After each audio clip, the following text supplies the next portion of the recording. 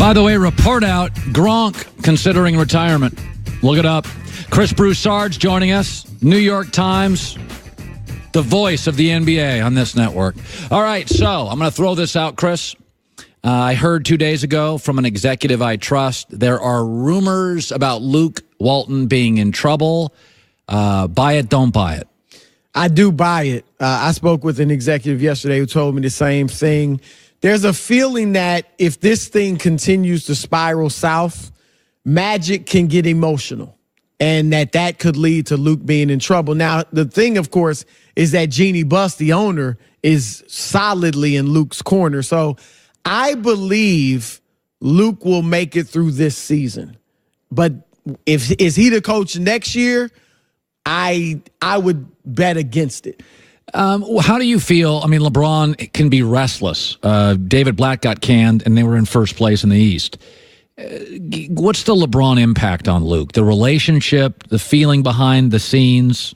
Well, LeBron is totally about, can I win a championship with this guy? That's it. Like, it's not, can we be good? Because I think they should feel like, hey, we could get to the Western Conference Finals if we avoid Golden State in the earlier rounds. Yeah.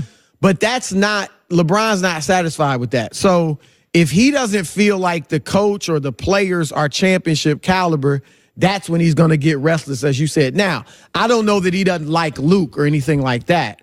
So I'm not, I don't know how LeBron feels about Luke.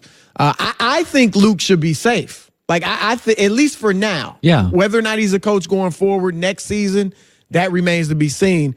But I don't think he should be in trouble. They don't have LeBron. They don't have Rajon Rondo. And when I put this losing streak, and they've really blown it without LeBron, because even without those guys, you should beat Cleveland. You should beat New York at home. Okay, so they've blown it, but I put that more on the players than Luke. There are times you look at the coach and you say, oh, it's him. I'm looking at Lonzo Ball and Brandon Ingram, and I'm wondering why they can't bring fire and intensity every night. When you are on the team in any sport, you played sports in high school, when your star is hurt, you don't want him to be hurt. But when he's hurt, you feel like, hey, more shots for me. This is my turn. I can handle the ball now. This is my turn to shine. And I just don't see it in those guys. I think Kuzma and Hart have heart. They bring intensity. Sometimes they're just not good, but I like their approach every night. Ingram and Lonzo, I don't see leadership and I don't see intensity. If you're going to talk promoted and demoted, I think the most substantial thing that's happened to the Lakers this year is Kuzma has separated from Brandon Ingram.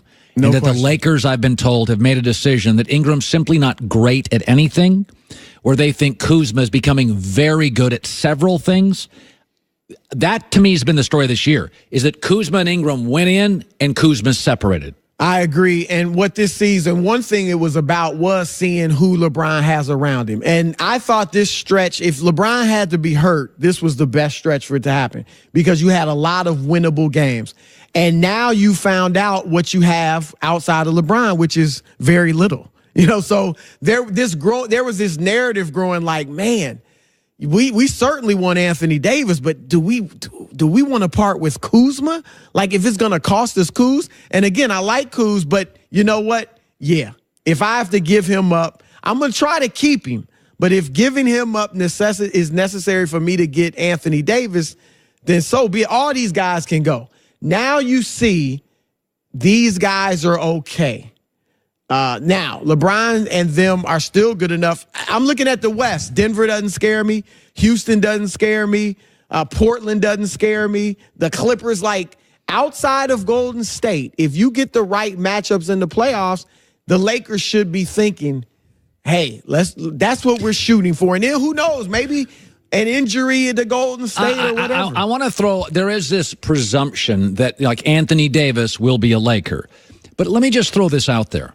Kawhi Leonard, I believe, is coming west, and Jimmy Butler in Philadelphia, there already is rattling going on. Jimmy Butler's in L.A. constantly. Right. Well, the Clippers don't have that much interest in Jimmy Butler. Okay. Just because his attitude issues are They're the same thing in Philadelphia. Chicago, Minnesota, Philly. And haven't won any of the places. Now, I will say they're playing well with Butler and Philly. They are winning. But I'm told that he is driving some people batty. In Philly. Yeah, just because of the same things as it was in the other two places. So there are some around the league that believe the Sixers may trade him before the deadline. Wow. Now, again, they're winning with him, so I don't know that they'll do it.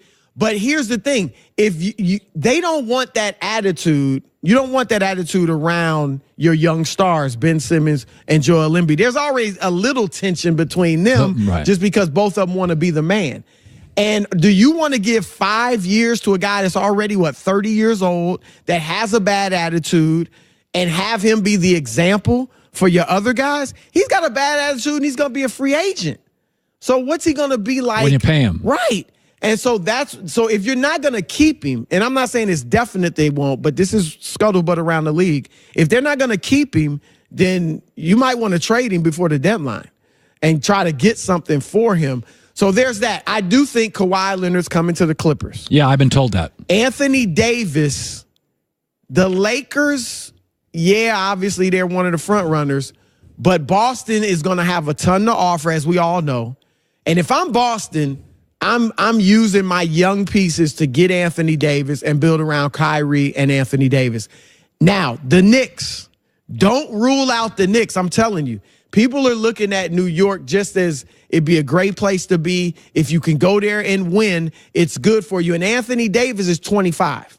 If he goes to New York, the pressure's not going to be win right away. You will have time to grow with Porzingis, with that coaching staff, Dave Fizdale, and add some pieces. And maybe by the time he's 27 or 20, 28, you'll be ready to try to win a championship. By the way, what do you make of this nonsense that James Harden's the best offensive player of all time? I just read the Wall Street Journal, and Daryl Morey's tweeting me and all this nonsense. What do you make about the guy who travels all the time? Look, I love James Harden. I like his game, too. You know what I really like about him is that he reminds us that basketball is a game of skill. Larry Bird was not athletic compared to NBA players. Yeah. Magic Johnson wasn't wildly athletic, but they were the best players in the world at that time. Post Michael Jordan, everybody began feeling like you had to be this super freak athlete to be the best player in the world. That's not how basketball has typically worked.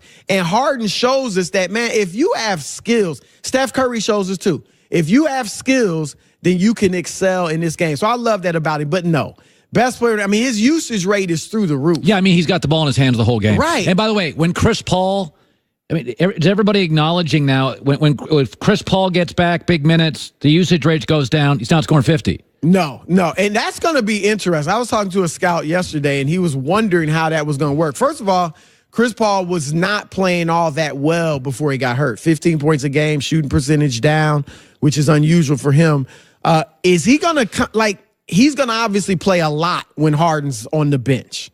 But when he's playing with Harden, that's going to be, because right now it is all James Harden. Well, again, his usage rate is, he has the ball the whole possession. It's unbelievable. Let me say something about the usage 10 rate. seconds. I'll skip it, but Harden, no, not the best in the world. You got to do it. He is your MVP right now. Yes, no question. I don't have a big argument with that. He's lightning. All right. Hour 3 next.